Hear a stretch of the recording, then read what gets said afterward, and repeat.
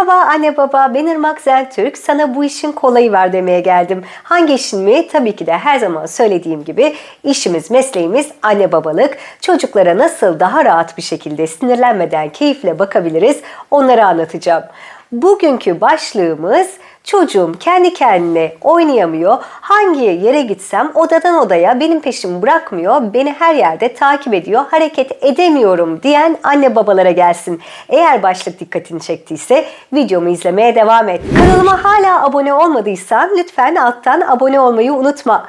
Eğer beğendiğin ya da konusunu işlememi istediğin bir başlık varsa lütfen yorumlara yaz. 18 ay ve 4 yaş arası çocuklar maalesef eğer ortam kendilerine özel olarak düzenlenmediyse orada rahat etmezler. En önemlisi kendilerini güvende hissedemezler. Evet, doğru duydun. Bu kendi odası ya da evinin baş köşesi olsa bile böyledir. Eğer yalnız kaldıklarını, oyunu nasıl kuracaklarını bilemediklerini hissettikleri zaman da anne babanın peşinde tıpkı bir kuyruk gibi onları takip etmeye başlarlar. Benimle oyna, canım sıkılıyor, neden buradayız gibi soruların da ardı ardız kesilmez. Peki bu işin kolayı nedir? Hemen açıklıyorum. Odasında çok fazla oyuncak varsa bu iyiye değil kötüye işaret eder. Kendilerini çocuklar oyun yığınları arasında ne yapacaklarını bilemez halde bulurlar. Bu da onları stimüle eder, yani çok fazla uyarır ve oyun oynayıp eğlenmek yerine kelimenin tam anlamıyla problem çıkartan çocuk haline gelirler. Hani nasıl ki bizim yetişkin olarak gardırobumuzda çok fazla elbise varken ne giyeceğimizi bulama halimiz vardır ya, işte aynısını küçük bireyler olarak yaşarlar. Peki bu işle nasıl mücadele edeceğiz? Aslında çok kolay. Evin salonunda oynuyorsa çocuk ya da kendi odasında oynuyorsa, birazcık şansı varsa ve oyun odası varsa legolarla dolu bir çekmece, arabalarla dolu bir çekmece, uçaklarla, hayvanlarla dolu bir çekmece yerine onların birazcık daha oyun tadını almasını sağlamalıyız. Nasıl mı? 4 köşeli bir alan hayal edin ya da salonun belli köşelerini düşünün. Kız erkek fark etmez çünkü çocuklar herhangi bir oyuncakla rahatlıkla oynarlar. 50 arabalı bir kutu yerine 5 arabanın durması yeterlidir. Ama nerede duracak? Önemli olan bu. Bir araba halısı marketten alabileceğiniz gibi ya da yol olarak hayal edilebileceği bir şeyin üzerine arabaları özenle dizin. Yani bu ona burada bir araba köşesi var ya da bir garaj var. İlla paralı bir şey almanıza da gerek yok. Unutma. Küçük bir kartondan üzerine bir iki etiketle hayal gücü geliştirerek yapılabilmiş bir şey yeter. Önemli olan arabaların orada olduğunu, düzenli göründüğünü görmesi, 5 arabanın sanki gidiyormuş gibi hayal gücünü canlandırması olacak. Mutfak köşesini 18 ay üzeri çocuklara muhakkak öneriyorum. Kız erkek fark etmez. Önemli olan bir rolün içine girmeleri. Anne baba evde yemek yapıyorsa onlar da bunu yapmak isterler.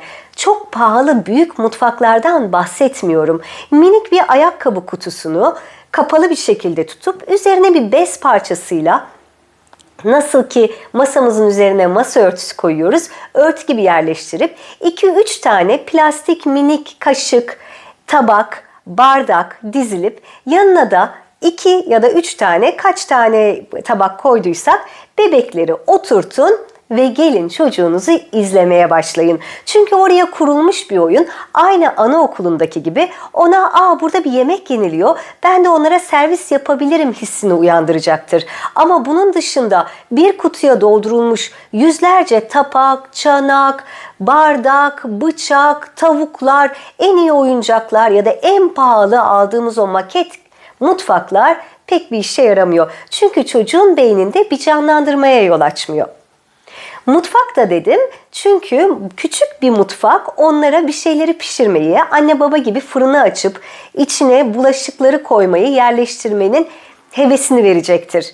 Ama yine altını çiziyorum, pahalı bir mutfağa hiç gerek yok. Kartondan kendin yapabilirsin. Küçük bir eski mutfağı birazcık süsleyebilirsin. Önemli olan oraya bir bez parçasını asmak, üzerine bir iki tane bulaşık koymak. Hepsi bu kadar.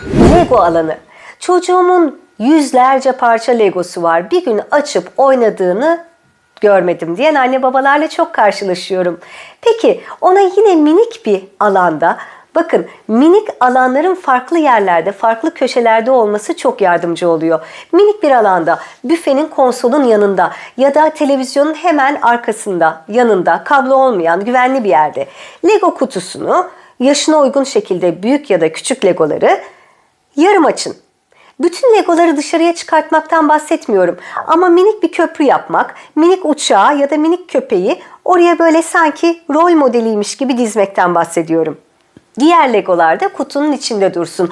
Ama ona uygun bir köşe alanda halının üzerinde dursun. Bakalım neler değişiyor. Ama bunların hepsinin, yani araba alanının, lego alanının, mutfağın, bebek alanının ayrı ayrı yerlerde betimlendirilmesi gerekiyor ama içlerinde de bir bütünlük olması şart. Yani mutfak, masa ve bebeğin yanında küçük bir plastik süpürge, bir faraş, dışarıya çıkılacak bir oyun alanı varsa ya da evin antresi varsa oraya 18 yaşla 3 yaş arası çocukların oynamaktan çok hoşlandığı bir puset, üzerine bir tane bebek, yanına bir küçük ceket diyelim. Onları iterek hoşlanacaktır. Unutmaman gereken bir şey daha var. Çocuğun yaşına göre oyuncak seçmek. Nasıl ki 18 aylık bir bebek, yani bir küçük çocuk oyun hamurlarıyla iyi bir şekilde oynayamaz, ağzına götürürse, büyük legolardan da 4 yaşında, 5 yaşındaki bir çocuk da oynamaktan hoşlanmayabilir. İlgi alanını keşfederek onun yaşına uygun oyuncakları ona sunmamız gerekiyor. 18 ay 2 yaş arası bebeklerin çekmeli oyuncaklardan hoşlandığını biliyoruz. O zaman 2-3 tane çekmeli ördek, civciv, köpek koyabiliriz. Peki çocuğum çok oynuyor, ayrı ayrı köşeler yaptım ama bazen sinirleniyor. O zaman ne yapmam lazım? Bu da kolay. Hemen bir köşe daha. Koltuğun yanı olabilir ya da halının üzeri olabilir.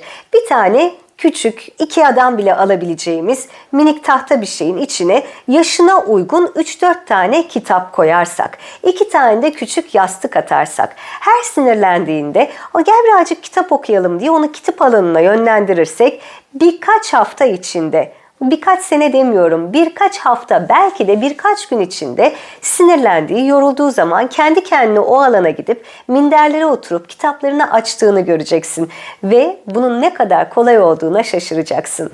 Yine bebeklerin yaşına göre onların beynini geliştirecek oyuncaklar almak çok önemli.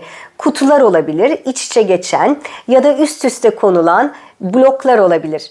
Bu onun sevgisine göre değil, eğitici bölüm her zaman yaşının gerekliliğine göre seçilmeli. Tamam, küçük küçük maddelerimizi verdik. Peki çocuklarımızın gözünden bu değişim nasıl bir etki yaratıyor? Birazcık da ondan bahsedelim. Mesela çocuk bir odaya girdiği zaman odada her sabah uyandığında bu oyuncakları hazır görürse, burada Lego alanım var, burada araba alanım var, garaj ne kadar güzel, canım oynamak istiyor, ondan sıkıldım, hemen yanında değil, başka bir köşede, açık bir yerde bir mutfak var. Bebekler yemek yiyor. Birazcık da onlara bakayım. Hadi hepsini dağıttık. İşte bundan sonra çocukların yaşına göre, ki bu 16 aydan sonra gayet mümkün, küçük kutuları alıp hadi bakalım şimdi bu oyuncakları kutuların içine koyuyoruz diye onu, oyununu, dağınıklığını toplamayı da destekleyebilirsin. Bu da onda başarabiliyorum, oyunu oynadım, şimdi hepsini topluyorum yetisini kazanmasına ve özgüvenini sağlamasına yardımcı olacak. Tabii ki de o yaşta bir çocuk her şeyi birbirinin içine karıştıracak. O sırada yemek mi yemeye başladı ya da öğlen uykusu mu yaptı? Anne baba olarak görevimiz o kutuların içindeki oyuncakları tekrar düzenli bir şekilde yerleştirmek, odaya yani oyuna başlamadan önce küçük bir adımla hemen oyun alanını düzenlemek, mutfak alanını tekrar kurmak, arabaları halının üstüne yerleştirmek, legolardan yine bir iki tane köprü, bir tane apartman yapıp oraya teşhir ürünü gibi koymamız, yerleştirmemiz olacak. O da onu, demiyorum ki yarım saat, ki çoğu çocukta yarım saat bile büyük bir rakammış gibi geliyor anne babalara, 6-7 saat boyunca dikkati dağılsa bile başka köşelere giderek oynamasına imkan tanıyacak. Sıkıldığı zaman da ne yapıyor? Bir kitap var, kitabı alayım, birazcık burada oturayım, canlı müzik. Bu onları hem ekrandan uzak tutacak, hem sıkıldıkları zaman alan değiştirmeyi öğretecek, hem kutularla beraber anne baba yardımıyla eşyalarını toplamayı, düzenlemeyi öğretecek, hem de en önemlisi anne babalara rahat bir nefes aldıracak. Onlarla aynı odada oturduğumuzda sadece onları gözlemleyeceğiz. Benimle oyna çığlıkları atmayacaklar. Belki 20-30 dakika ya da maksimum bilemediniz 1 saat onlara eşlik ettikten sonra bütün günümüzü rahat bir şekilde geçirebileceğiz.